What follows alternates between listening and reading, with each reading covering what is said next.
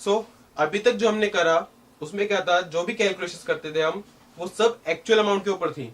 मतलब जो भी हम मॉलिक्यूलर वेट निकालते थे, जो भी हम नंबर ऑफ मोल्स निकालते थे, ग्राम इक्विवेलेंट्स निकालते थे, सब कुछ एक्चुअल अमाउंट आती थी। मतलब हम बता सकते थे कि एक्चुअल में इसकी एब्सोल्यूट अमाउंट क्या है, वो किसी के रिलेटिव नहीं था।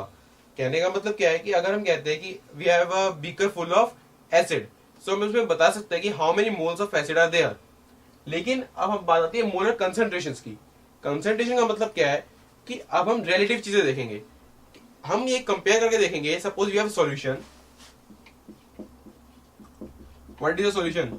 It has two parts, solute and solvent.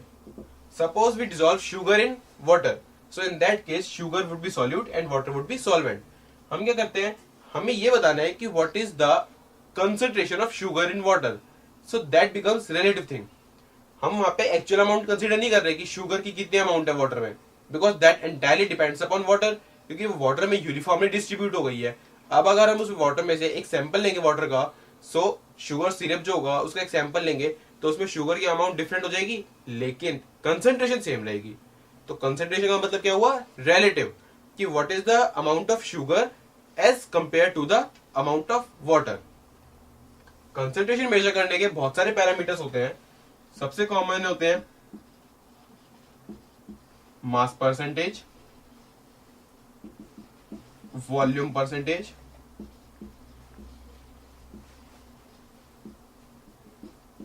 Strength,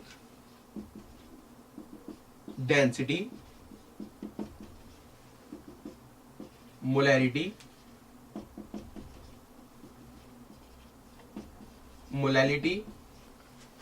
note that it's molarity with R, it's molality with L. We have normality. Okay, these measures are there to measure the molar concentrations. These are all different, each have a separate formula. हम हर एक को one by one देखते हैं कि mass percentage क्या होता है, volume percentage क्या होता है, स्ट्रेंथ क्या होती है, एंड ऑल दोस। ठीक है, वन बाय वन कंसीडर करेंगे कि हर एक के फॉर्मूले क्या होते हैं, हर एक पे डिराइव कैसे करते हैं।